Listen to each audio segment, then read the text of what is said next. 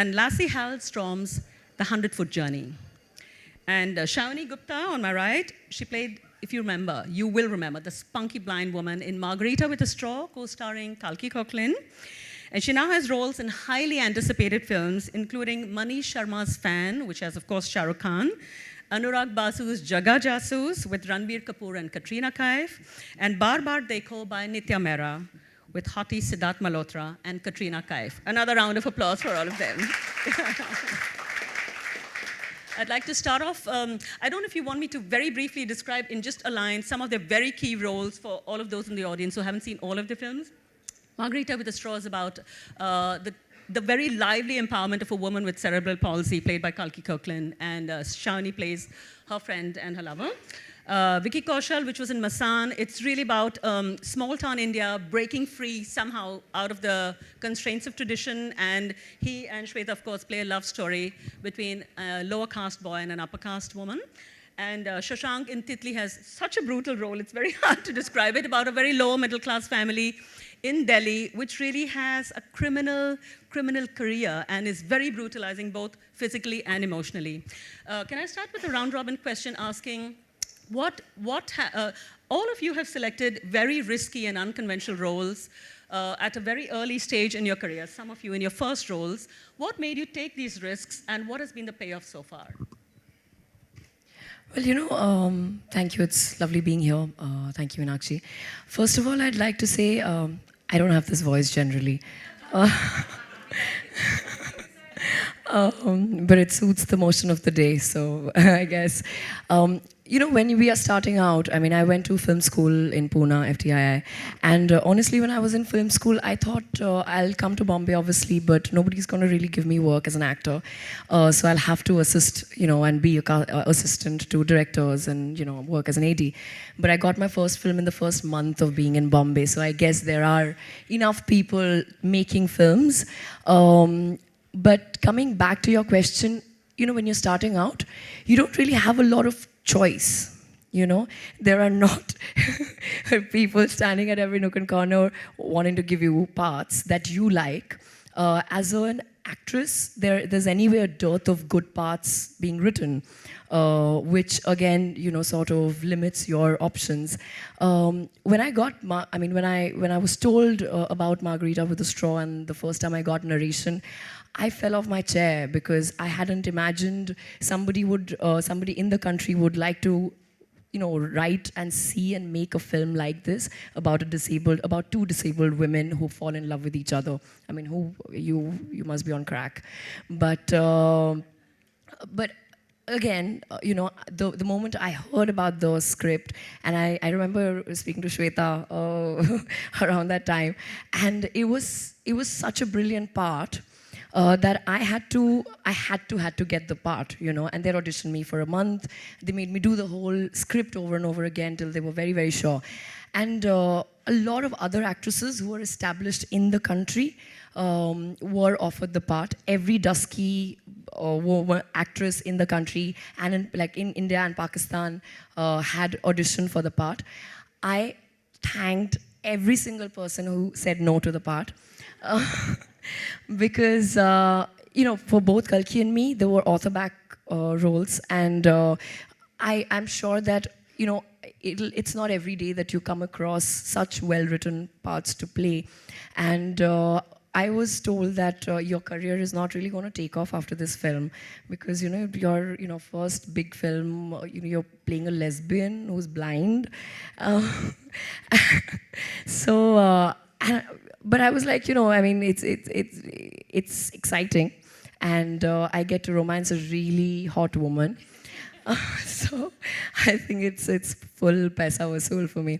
Yeah, unconventional is nice. Yeah, it's I'm not really interested in doing in just being a flower pot in a frame with another hero. So I guess. Sorry, I'm taking too long. So I guess, yeah, that's what appealed to me in that film.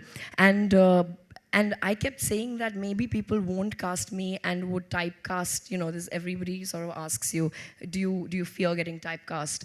I feel it's the choice is in your hand and how you choose your films.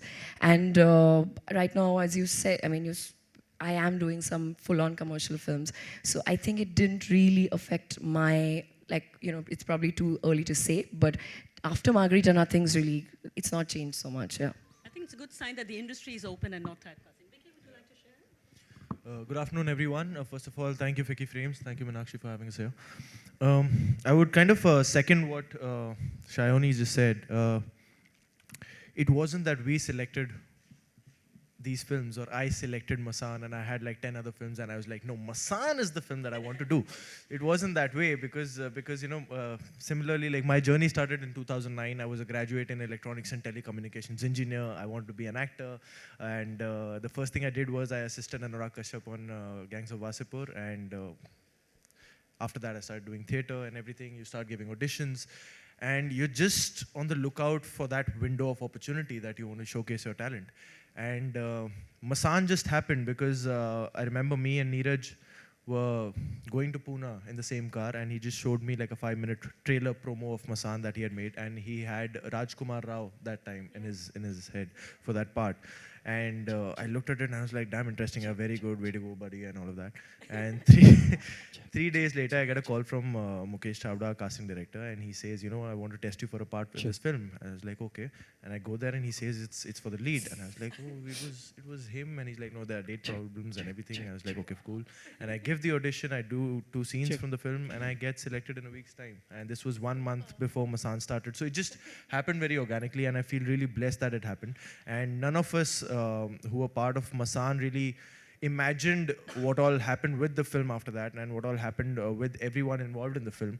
Neeraj kind of created a sort of history yesterday by winning the national award for Best Debutant Director. So he's kind of the only director that I know who's won at Cannes, who's won the Filmfare, who's won the national award for the same film, which is incredible. Check. So I think we just had a good script, thanks to Varun and Neeraj, and we just went with full honesty and conviction about making the film, and yeah, just truly feel blessed about how things have turned around for us.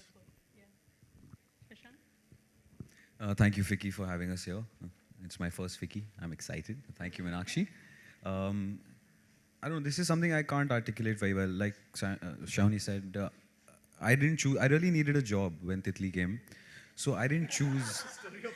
Yeah, I didn't really choose Titli. Titli chose me. I'm very blessed that I attracted the sort of artists and the filmmakers that I wanted to work with.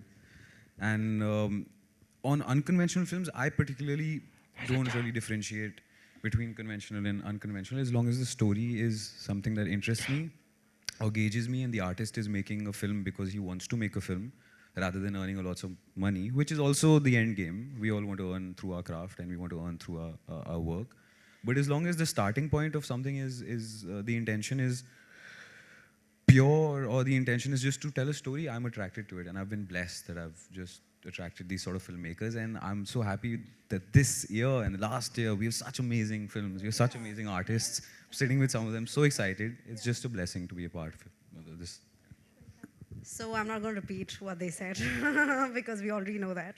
But it took me 9 years to get my first release, which is Masan. I've been in Bombay for that long. And like all of them said, it's a kind of cinema you want to do which attracts you, and it's a circle. So when Neeraj narrated Masan to me, I just fell in love with my character and the script. So there wasn't a choice of doing it or not doing it. I mean, and Neeraj, he was very sweet, so he said, would you like to do it? And that time, I didn't have any release. My other film, Haram Khor, which I had already shot for, but which still has not been released. I just knew that I have to do this because, not because it's bold or risky or any of those adjectives, just because it was a good story. It was a story that I wanted to be a part of. So, I think that if you, like, I've always wanted to travel with the festivals. I want that when people talk about my films, it's not just about my work, it should be the film as a product. So I think it's a subconscious thing that we're attracted to those kind of scripts, and thankfully those kinds of scripts are being written now. And like Shayoni said, there are hardly any female characters, you know. In fact, so Vicky's next film with Anurag Kashyap, Raman Raghav. So when I got to know about the plot and everything, my first reaction was, why is no one writing a film like this for women? Because I would kill to do that, you know. And there are scripts which... If you kill, you'll definitely get a role. Well, then maybe. So yeah, I mean, I think more than risky, it's we like to be choosy, because I think all of us over here would like to believe in quality cinema more than anything. I heard you were at a party with Neeraj, singing old Bollywood songs, and that's how you hung out and eventually got the role. Is that true? So it was the short film that you really like, Sujata. Okay. That was a part of a feature film called Shots. So Neeraj's film, Sujata was the first short film of the entire film, and Neeraj's film was the last one.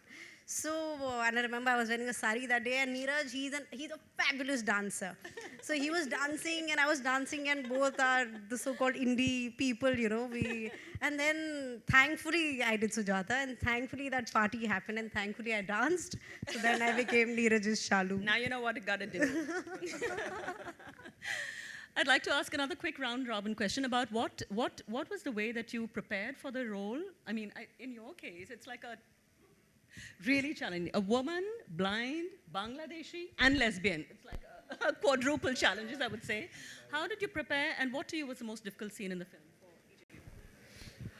film? It's quite long. I apologize in the beginning. Not going into great detail, I'll try not to go. So when I was auditioning for it, and as I said, they were auditioning me for a month, the first thing I did was that, it's not one of those films that you can just learn the lines and go audition. You have to really understand what the world of a blind person is. So I immediately called Nasiruddin Shah, because he had taught me in FTI, and he had done a film called Sparsh, which it's one of those, exemplary films. And I called him immediately, and he had given me a list of exercises that he had done during Sparsh. So I sat at home and I started, it started with blindfolding myself, doing my daily chores with the blindfold. I started living with the blindfold, waking up with the blindfold, eventually cooking and things like that with the blindfold on. Once I took a friend and went strutting outside the house blindfolded, but thankfully I had a friend, otherwise I would have I obviously also was watching a lot of films like Scent of a Woman, etc. And that's how I got the part. Once I got the part, I had 3 weeks left before the shoot would start, and Kalki had already been preparing for 6 months. So I was like, this is not fair, guys. You have to give me some time. They were like, no, you are nobody. Please come and do a good job. But and nobody was in Bombay. They were pre-prodding in Delhi. And thankfully, I was calling everyone if they could hook me up with some people, So thankfully, I got the contact for the National Association for the Blind, NAB, who were extremely, extremely generous. And I started taking classes with the kids at the blind school. So I got trained in Braille and, mobility and a lot of things. So I take classes every day for like almost 2 weeks. And I went and lived in the girls' hostel for the blind, near the Andheri station. And I started meeting a lot of people who were, visually impaired from birth. And every single one of them was different. The way their eyes was, the way they moved, every single person was different. And so then was the main challenge to create my own person, to create Khanum, And she was not only blind, but she was also a really, really free-spirited woman who lived in New York. I'd never visited anywhere outside the country. So I didn't really know what a world a girl who was brought up in New York would feel like, would be like, would talk like. So So there were difficulties at every level. In Delhi, I met a woman called Madhubala, who's also, because they were also trying to audition people who are actually disabled. So they auditioned people with cerebral palsy, they auditioned people, for, they were blind. And she had auditioned, but anyway, then they sort of took a creative call to cast actors. So I spent a lot of time with her, and she was visually impaired. Her husband was visually impaired from birth, but they had a kid who was sighted. And I went and stayed with them, and spent a lot of time with them. She really took me into her family, and little details about how her sex life was, how she would arrange clothes in her wardrobe, how she would arrange utensils in her kitchen, every single thing. And it's so detailed, all of that. But I think I was really struggling till the last minute. For the first 2 weeks we were shooting in Delhi, I didn't open my eyes till the shot.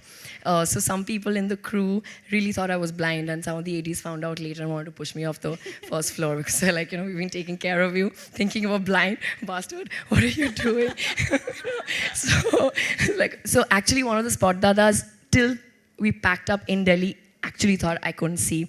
So he came and held my hand like that. He's like, madam, please take care of yourself and everything. So then we went to New York, and the first half of the film we shot later. That often happens in films, right?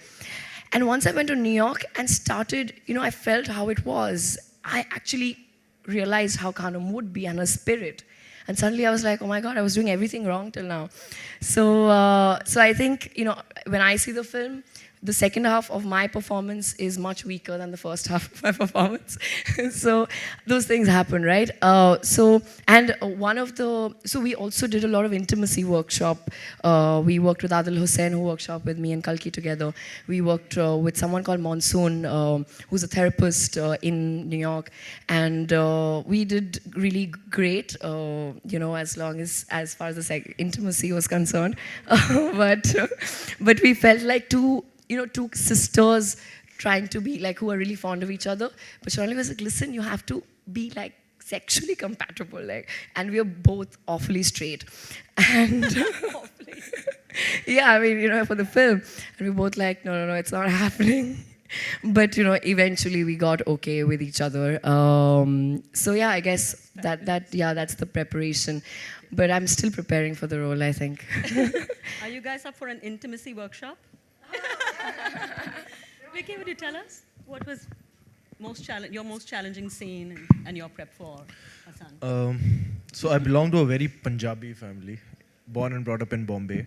And I was to play the character of Deepak, who's born and brought up in Banaras, and that too at a crematorium. So that was a world which I wasn't aware of at all. And I read the script, so I was very excited because the script was so good, but I was at the same time very nervous as to how this would go. And the first thing that happened was Neeraj gave me a reference film called Children of Fire. This was a documentary film based on the kids working on the ghat. And it was I think, 80-90 minute film, and I couldn't see it in the first go because it was really jarring. And that's when I started watching it again and again, a couple of times every day. And I used to put my headphones on, and I used to play the film, and I used to try to go to sleep with the sound of that film because it was all about Ram Naam Satya Hai, Ram Naam Satya. So I thought it would be like, the character would actually, it would become his lullaby, that chant would become his lullaby. So I was really aiming at, ki aisa ho ki, that chant would make me go to sleep. So I started working in that mode, and I started interacting with Varun and Neeraj because they were prepping for this film for the past 3 years, roaming around Banaras and finding stories from Banaras. So I started chatting with them, and I got to know that I have to spend a lot of time in Banaras at that place. So this was 4 weeks before we had to start the shoot, and so I went there and I stayed there for 3 weeks. And I remember the first time I went on the crematorium ghat, I could just stay there for just 15 minutes, and it's got a certain kind of smell because that ghat called Manikarnika Ghat. At any given point of time in a day, they are burning at least 20 to 25 bodies. Any given time, and sometimes that count goes up to like 100, 150. And so the thing is, like, there's a main road, and there are alleys which go to the ghat, and women are not allowed there. And you shot there? Oh. So. I wasn't looking. It's okay. Right. Yeah, if you're shooting for the government, yes. So, so I sat there and it was just 15 minutes and I had to come back to the main road just to, take a breather that, and that's when I realized it's really serious, I have to just be there. So I started staying there. I used to be there like for 8-10 hours every day and just stalking people who worked over there. And I used to carry my phone and I used to open that sound recorder because you can't shoot anything over there. It's a very personal space. So I used to record how they used to talk because Neeraj wanted us to talk in a very local dialect, the Kashika dialect. So I used to record how and what they were speaking, and I used to come back to my hotel room and write it down as a monologue, and I used to prepare that as a script just to get that dialect right. And the one great tip that Neeraj gave to me was, Vicky, all I want you to do is just surrender to this place. Just surrender to Banaras. Don't go with the attitude that, I want to prep for a character or I want to learn some things, because then you'll get only a touristy point of view that, this is how Banarasis operate or this is how Banarasis live. I want you to be one of them. So, and that's how he said, I have found Masan, by just letting myself go in the city, just getting lost in the city. And that's what I tried doing. I just spent a lot of time over there with the people over there, with the food, the ghat and everything. And I think subconsciously it kind of kicked in. And there's one thing I learned from Nawaz Bhai, because I was an AD on Gangs of Wasseypur. And his first day, I remember, he was portraying Faisal Khan in the film. And Anurag sir told him that, you're doing great and it's fantastic, but I can see that you're trying to be Faisal Khan. I want you to be Faisal Khan. You're just trying to become Faisal Khan. And what he did was he wore the costumes of Faisal Khan and he just went out at 1 o'clock in the night and he just roamed around in the streets of Banaras, telling this to himself that I am Faisal Khan. I'm short, I'm dark, I'm lean, whatever it is, but I am Faisal Khan and I can change whatever I want to do. I can do whatever I want to do in the city. And that was the most crucial step in the prep that I did, that, just telling myself that whatever this is Deepak Chaudhary, and I have been born and brought up in Banaras. And eventually when we started shooting the film, it was all about just surrendering to the writer, surrendering to the director, and just going with the flow, and also interacting with senior actors like Sanjay Mishra ji and Richa during the shoot. I just got to learn that the most important thing for any actor is to just be alive at that moment. No amount of preparation can equal to that, just one simple fact that you just have to breathe and be alive when the shot is being taken. So I guess that was it. And the toughest scene, I think, was the breakdown scene in the film, that, when my love interest, Shalu's character, played by Shweta, she dies in the film, and then he goes into depression and, all sorts of things. And so he's sitting by on the banks of the ghat and he has to break down. And that wasn't written on the script, it was improvised. And I remember we used to do workshops and we rehearsed every scene from the film, every scene, and including improvisations and everything, but we didn't touch the scene. Because what Neeraj told me was, all I want, just forget the script, whatever is written. I want you to be very honest. You can finish the scene in 5 seconds or you can take 5 minutes to do the scene, I don't care. But I want very pure emotions. And I don't drink, but then I took a couple of sips before the shot and I just sat there.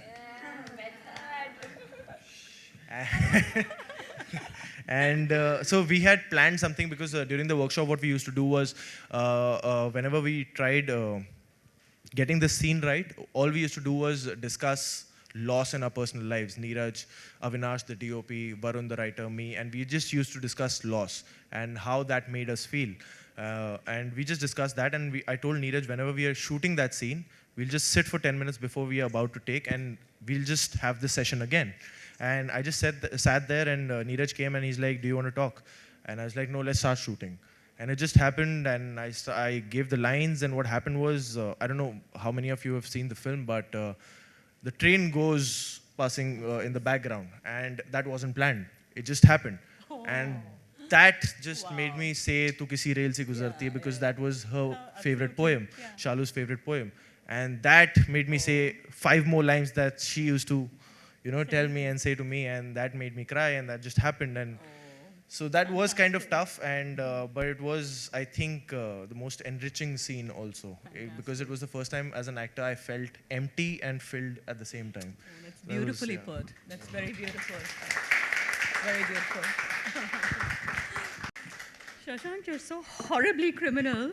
They go around, his family in Titli goes around with hammers attacking people. So to and then prepare with for his it, wife, break her hand to claim insurance. It's so cynical, so cynical. I murdered a lot of people to prepare for it.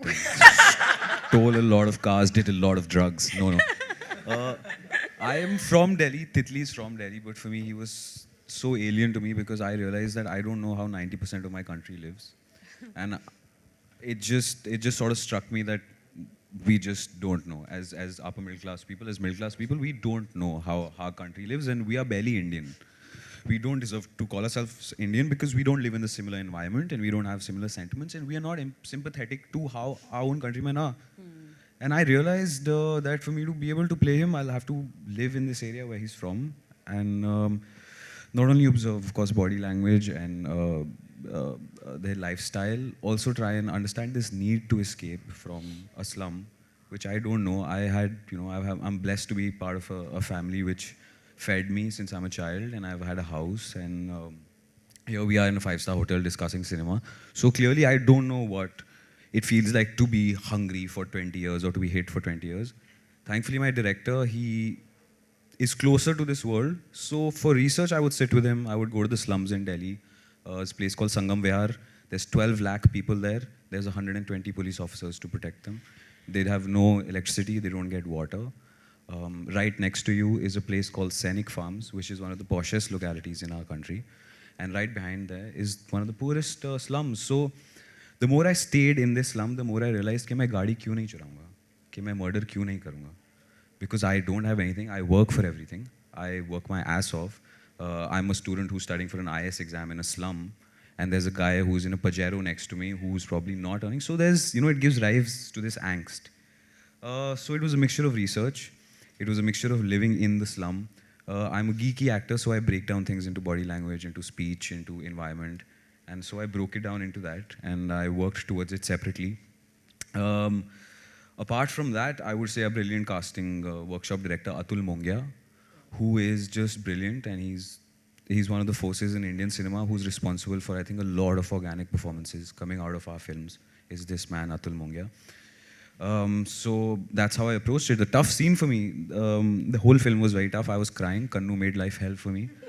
Because he knew I'm a city boy, he's a brat, isko kuch nahi pata, what it feels like to be from the slum.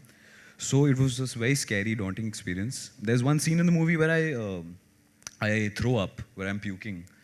And it wasn't looking real, because I wasn't actually puking. So Kannu was like, why don't you actually puke? Why don't you actually puke? I was like, how do I do it? Do tell me. I stick a finger in my throat twice, nothing came out. I was too nervous. So then we took about a kg of oatmeal, khichdi, haldi, namak. We mixed all these things together and I drank it.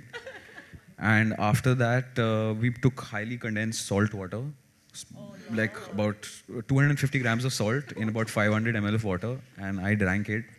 And then we waited, acha 10, 9, acha ulti aa rahi hai, let's go. And that's how we did that scene. I threw up, I fell ill, and 5 hours later, about 6 times we took that take. After that, he was like, okay, now we need you to be fresh, because the first shot of the sequence, you're looking fine. So let's do it. Light is going, bas ho gaya, ulti ho gaya. And I'm like, and so that was tough. Otherwise, the whole movie was very tough. It was a blessing, but a tough experience, man. I'm not sure if this is true or not, so please tell me. That apparently for one scene where Shivani and you had to be crying, you guys had been crying since morning, and Kannu made you cry throughout the day, and in the evening when you guys had been crying and your eyes were so dry that there were no tears left, that's when the shot was done. No, that was true. And I was also crying because it was Delhi and it was 45 degrees. Yeah, and this is Yash Raj film, and I'm like, I want, it's like so much pressure. I was like, what's going on?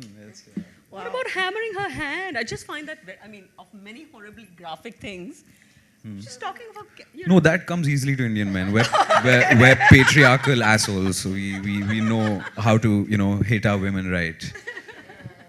Unfortunately, that was something which I worked towards for Titli also, because I have an older sister, and I've been hanging out with women since I'm a little boy. And the more I got into Sangam Vihar, I started realizing that I have no idea about this masculine overdose in India. It's sick. And I got an idea of that, and so I played Titli like yeah, just leave it to Sheta now.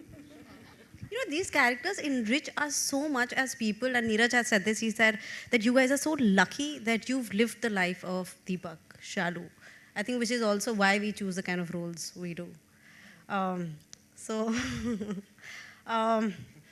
Masan, so there are a lot of things as an actor you think that this is how you will prepare for the role, but especially when you're doing your first film or second film, you realize that that's not how films work. So I thought obviously before the shoot, now because I'm a Delhi girl, brought up in Delhi, now in Bombay for 9 years, that I'll go to Banaras and wahan pe I'll spend time with them and my friends who are in the film, spend time with them, talk to them, find out about their lifestyle, how they talk, and so it'll be fairly simple. Now, obviously, it's a small budget film, so I get to know that only Vicky is going to Banaras. So I was like, but how do I prepare for the film? Like, and everybody, Neeraj, the entire team has gone. So I was like, you have a budget for all of them, but at least give me 3 days. So, but that wasn't the case. So I landed, and the next day we started shooting. So, that went out of the window. Then I was like, in Bombay, how do I prepare for a girl who has been born and brought up in Banaras?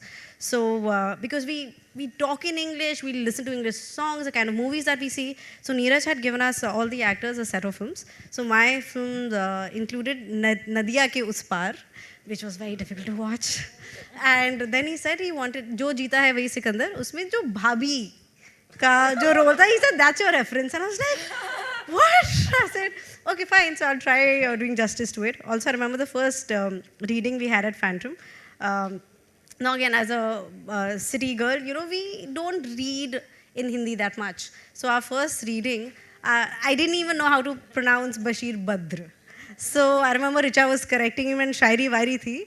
So thankfully, Neeraj had already finalized me for the part. Vanatab shayad some changes would have been made. And I was really enjoying, but I really could not read Hindi that fluently. To a girl who sochti shairi mein hai and baat waise karti hai. So I went to Prithvi, I picked up a lot of shairi ki kitabein, asked Varun ki kis type ki shairi padegi, because I don't want to read the kind of shairs Shweta would like. I want to read the kind of, you know, the books that my character would like. So then just basic things like that. Then I spoke to my casting director. I said, can I please have the numbers of the girls who are playing my friends? Because I want to, you know, have that bond with them. But obviously they won't cast it. So I never got to talk to them before again reaching on set. So these are things you just learn on the job, that you have to get into character and whatever you might think, but workshops really help. Again, we did workshops with Varun and Neeraj. What really helped, again, was having Varun on set, because Varun is the writer of the film. So whatever doubt we had, or if he even wanted to change anything, so they were very open to that. It might seem as a fairly simple thing to most people, but before a scene, I'm sure all of us, we like to prepare ourselves that, okay, now we've finished the scene now. And it was a very nice, sweet, romantic scene we had done. And the next scene was where we've had a fight. So I'm really depressed. I'm feeling very hollow. So I was in that mood and I was like, Vicky ko kahin aas paas mat aane do. And you know, so I was in that really, I could just break down any moment. And I'm in that, change my clothes. And then suddenly this AD comes in like, Arey, sun ja raha, scene change. And I was like, what? And it was a very sweet scene that we were supposed to do. And I said, that's not fair. As an actor, I'm in my mood, I'm in my costume. Now, within 2 minutes, you want me to change everything and get into this clearly. It was a scene on the terrace where I'm talking to him on the phone. I said, how am I supposed to? And I was so angry because I felt it's so unfair to actors that Sun is, you know, deciding which scene we are going to do, not the director or not the actors. So then I went and I was really thought that I'm doing the scene so badly. But when I saw Neeraj smiling, looking at the monitor, I said, okay. So, yeah. I think I think one of the great things of, many great things of Masan is so much Varun Grover's writing. That's true. And I was wondering, as actors, how much is what you, of course it's your craft and your dedication, and how much would you credit the roles that were written, the screenplays that were written, and the way the characters were visualized? And did you have any interaction in fine-tuning the characters? Absolutely. And I think writing makes a huge difference. That even if, obviously, we brought a lot, every actor brings a lot to the table, but even if anybody would have just said those lines, what Varun had written, you will just feel those emotions coming from you. Like, you really don't have to try too hard to feel that or to be the character, because people like Varun, Neeraj, the way they've lived the character for 3 years. So it was very easy for us to know where this character is coming from and who this character is. And then together, they help you find it. So, but definitely hats off to Varun. But then the thing is, they spoil you, because now, we are used to scripts and characters which are so well written. I think one of the thrilling things was that someone of his age would really, look into poetry and classical literature and bring that to not mainstream, but cinema that's seen in Bombay and the metros. And I think that's also very special, because it becomes a kind of Bollyfied Hindi. Correct, And what he brought was such a rootedness and poetry, which was really so lovely. And also drawing from literature, even in the songs. True. I mean, it's so long since we did that. Yeah. So Shashank, how much would you say as well? So Kanu Bahl and Sharat Katar, who did this fabulous, also directed Dam Laga Ke Haisha. I mean, it's such thrilling work. How much would you credit the screenplay for reading? And did you have any interaction in terms of, for example, she said Varun was on the sets, which may not have been in every case, in terms of fine-tuning your character? Well, I give almost all the credit to the writer, because it's the blueprint of the film. And if you don't have a good blueprint to a building, chances are it'll fall down. It makes it easier, of course, as an actor, if your writing is economical, if it's beautifully written, if the world of the story is believable. It's... Yes. So it's, of course, I credit the writer, but an actor's job is to give life from, we all read text from a different perspective. We all had different lives. And when we read a character, we sympathize with different parts of that character. So a writer puts in his world, he puts in the world he belongs to, or the world he's trying to write down, and an actor can add different sorts of life to it. But credit goes to writers. We need, of course, it's cinema. It's a great cinema. time. I think probably the best time we have in Indian cinema for of course, the I think roles that are being written. Yeah, and that's, I think, been a weak part that we haven't supported our writers in cinema monetarily, be it with time. We've been like, chalo, kal tak rewrite karne ka hai, abhi, okay. So this is not how it's going to happen. This is not how cinema will evolve in our country. Very true. I love writers. Give me jobs.